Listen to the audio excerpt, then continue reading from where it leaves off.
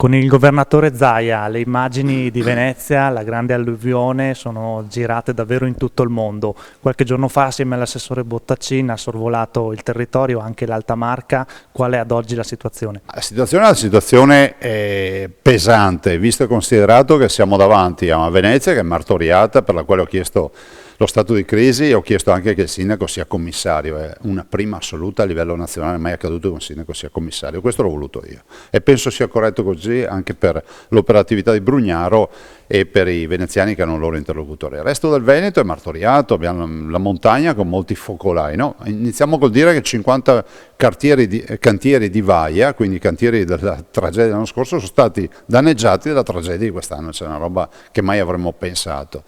Dall'altro che so, il lago di Alleghe che ha rischiato la tracimazione mai accaduta, almeno da quando ci sono io, o meglio storicamente non so che cicli, quanto ciclicamente sia accaduta questa cosa. Frane, Schiucaz è una delle frane importanti che è ancora in movimento, piuttosto che a Borca di Cadore, poi smottamenti, la strada di Misurina chiusa per valanghe, la Valparola, chiusi i passi e così via.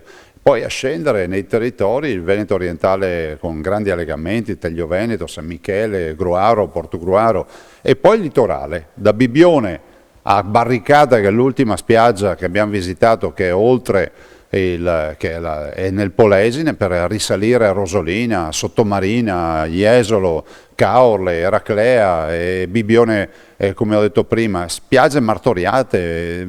Diciamo che la costante è la sabbia che non esiste più. Pensi solo che Bibbione ha perso circa 100.000 metri cubi di sabbia. La grande spiaggia di Bibbione, dove si aveva quasi una visione quasi brasiliana da campi da calcio, eccetera, non c'è in molti tratti. Jesolo a tratti a est, alla foce del Piave, a tratti addirittura dove non c'è più neanche lungomare.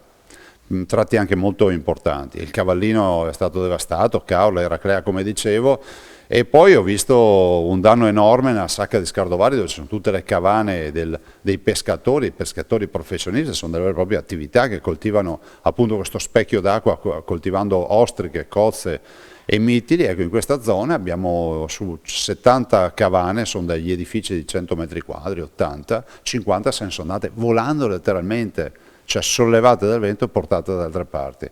E pensate, una cavana, ne hanno pesata una con un autogru, pesano circa 150 quintali. Questa è la dimensione della forza del vento.